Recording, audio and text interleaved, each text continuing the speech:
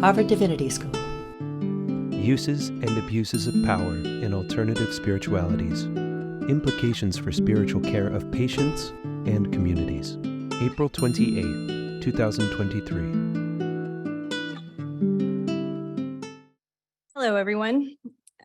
It is an unfortunate truth that modern spiritual communities are perpetuating a culture of abuse.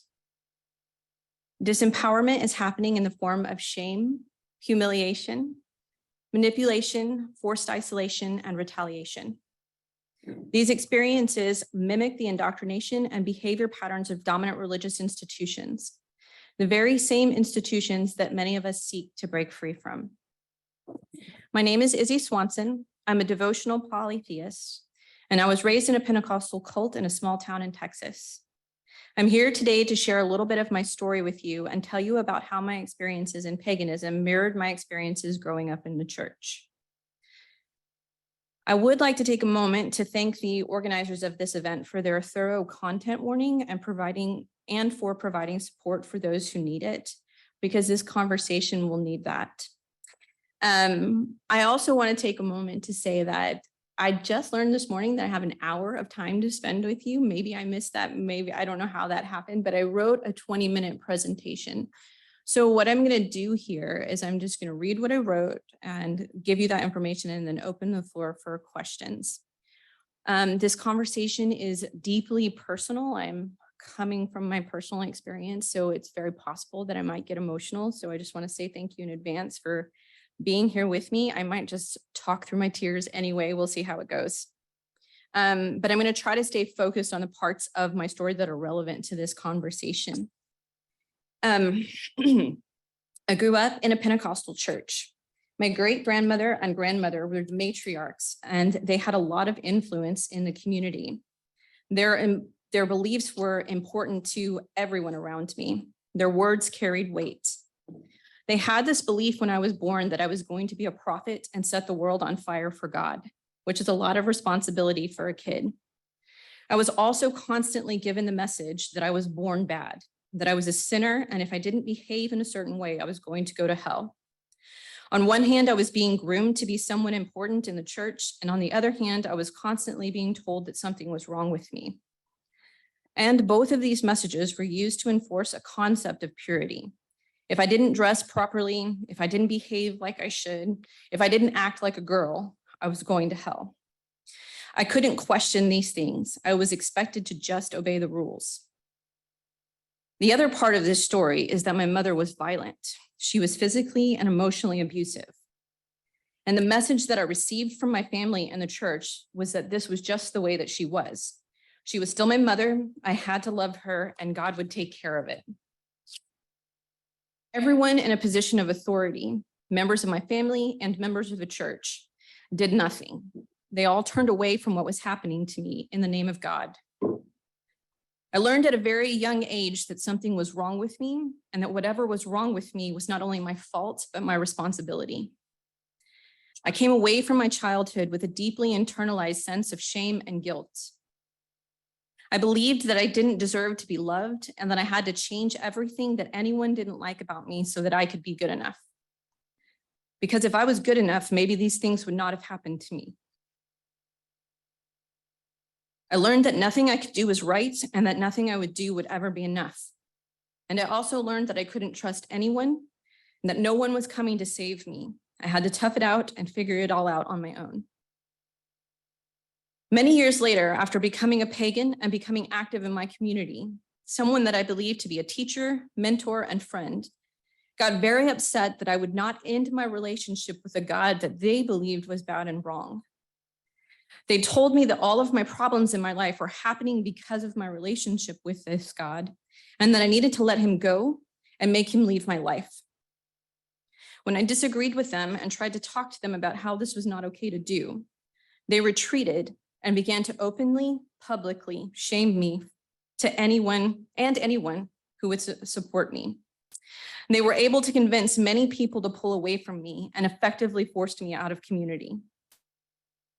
The hardest part of this experience was that so many people in the community turned away from me. Many people agreed with what this person had to say, even when what they were saying about me was not true.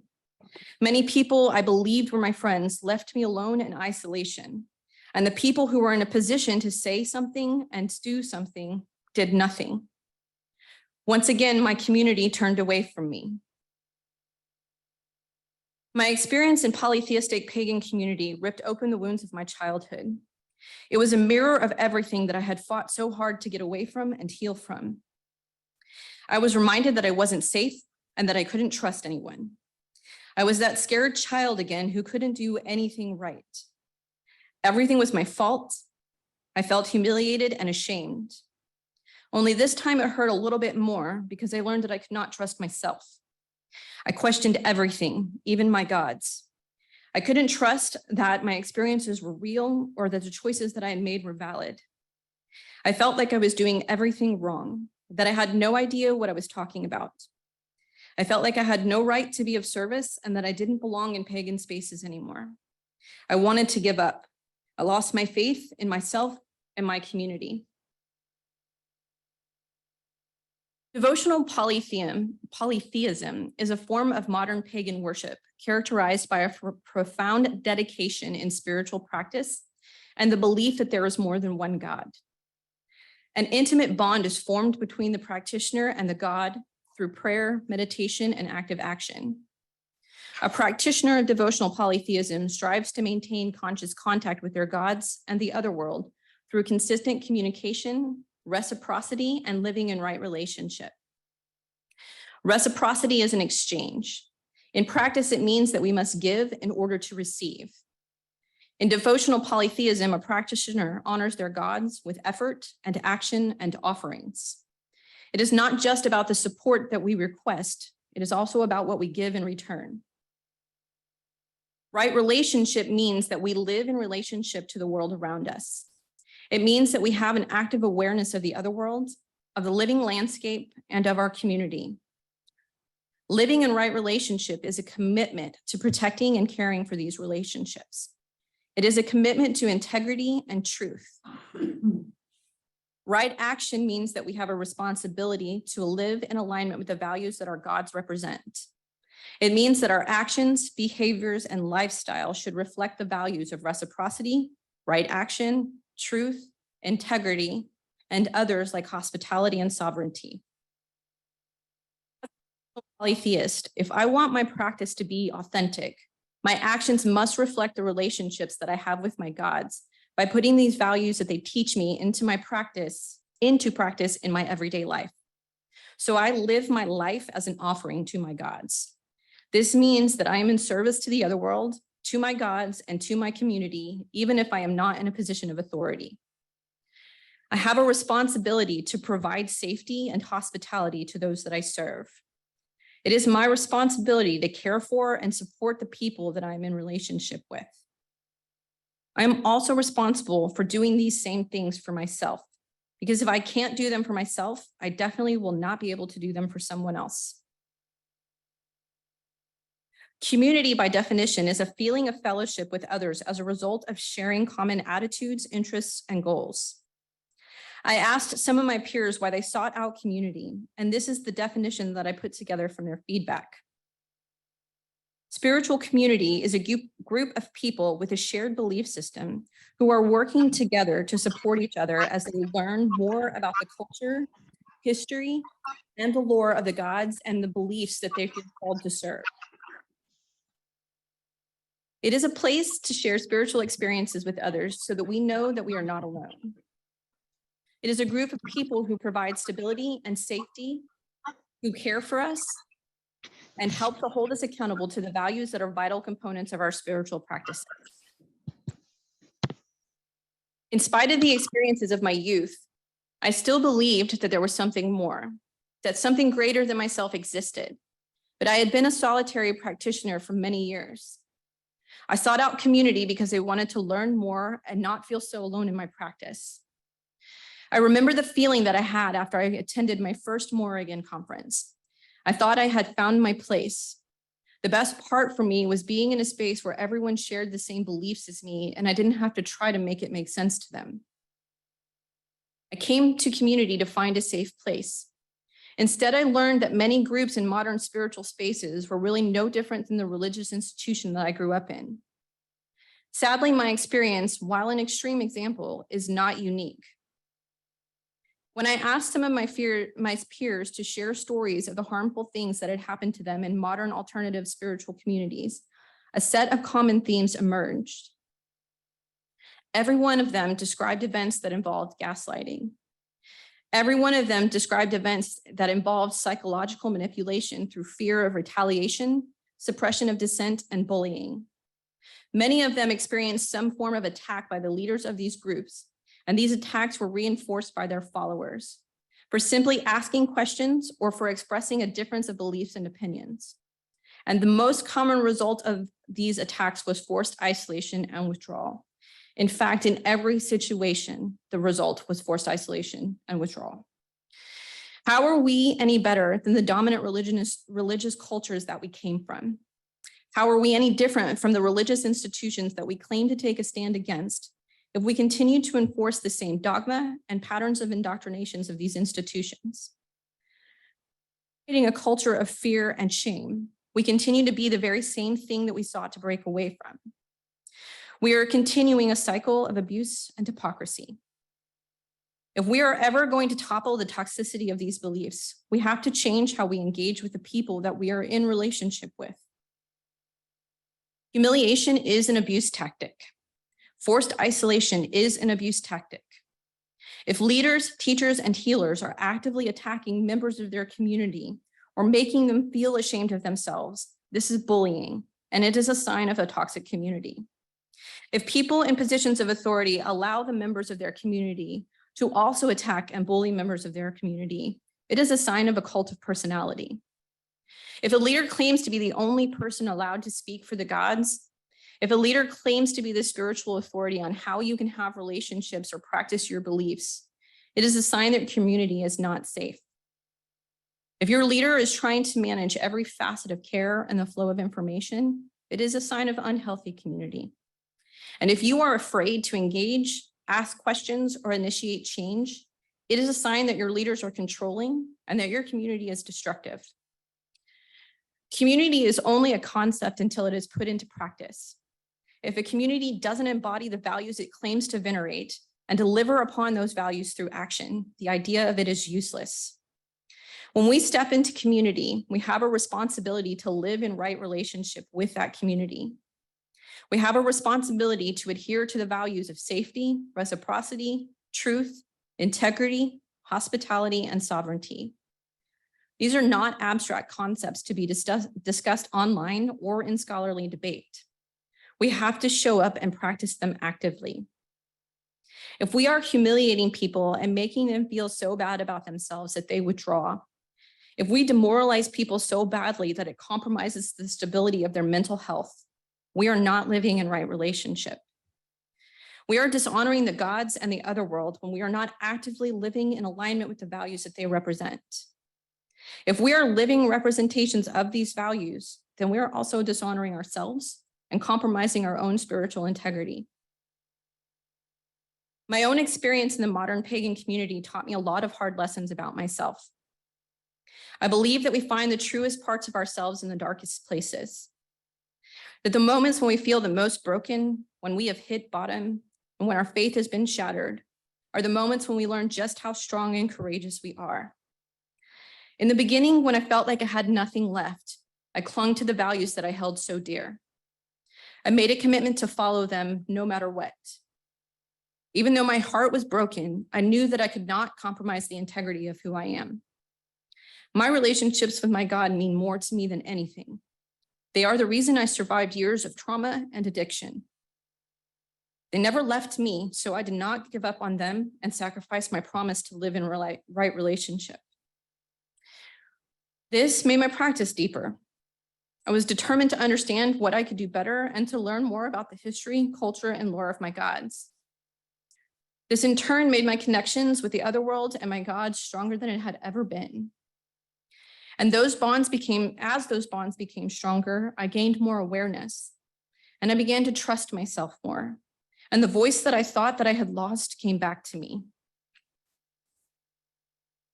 I also learned through all of this that we need community.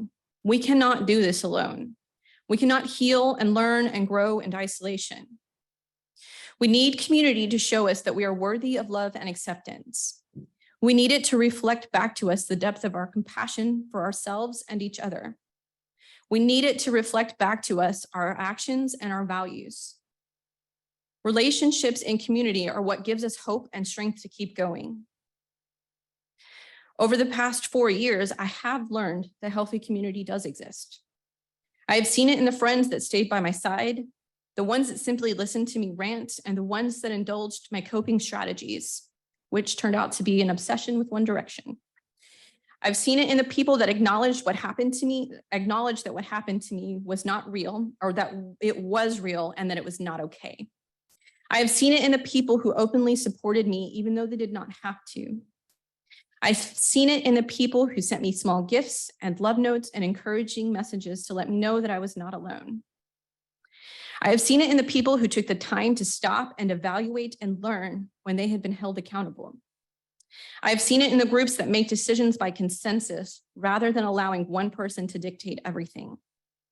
I have seen it in the people who are committed to their own personal healing and in the groups that take time to learn about trauma-informed care.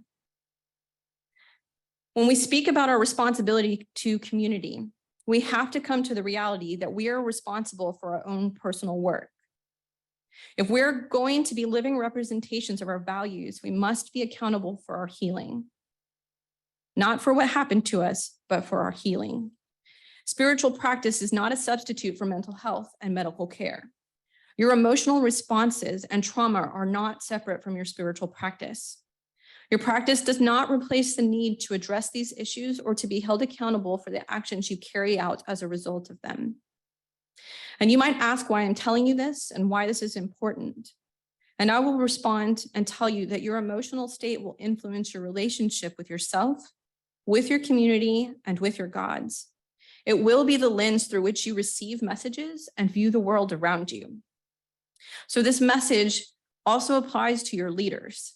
They have the same responsibility, if not more so, to healing and accountability that the rest of us do. So I encourage you to remember that your leaders are still humans.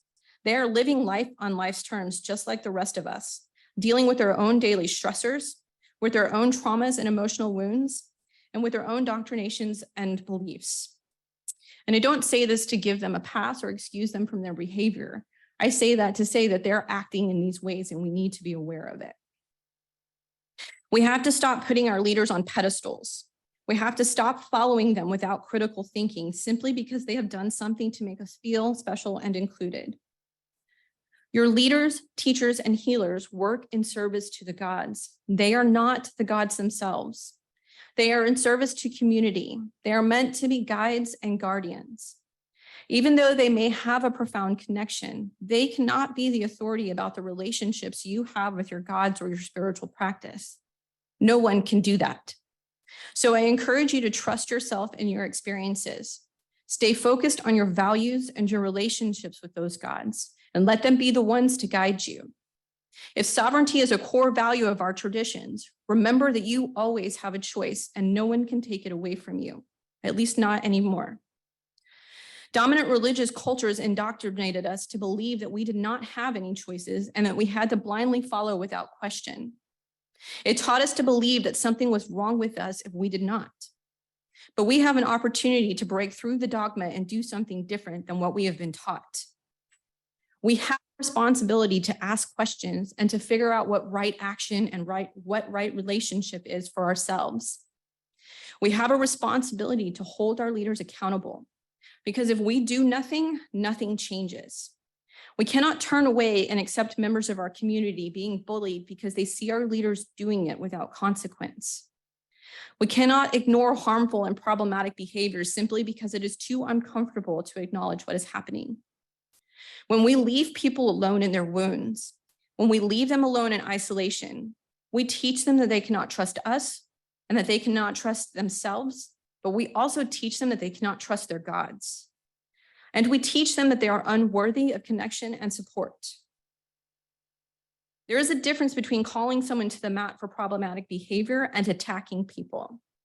We cannot create safety with fear, anger, guilt, shame, or manipulation. So I encourage you to see compaction as an act of defiance against the systems of indoctrination that perpetuate these cultures of trauma and abuse. When you engage with the other world and with your gods and with your community and with yourself, take the time to ask, what can I do to help instead of hurt? And I mean that in every instance and every situation, not just, oh, how can I do this and think about it. Like every time that you engage with people, take a moment to consider what you can do to help instead of hurt. I know that it seems like a lot of work, but I can promise you that doing the right thing is always worth it. There will always be challenges when vulnerable people are called upon to support each other. However, I am hopeful and have faith that we can make these changes. I look forward to witnessing what our communities can do as they learn to live in right relationship with each other. And I look forward to witnessing how this deepens our relationships with our gods. I look forward to becoming something more than what we came from. So thank you for your time and support and listening to my story today. Sponsored by the Program for the Evolution of Spirituality. Copyright 2023, President and Fellows of Harvard College.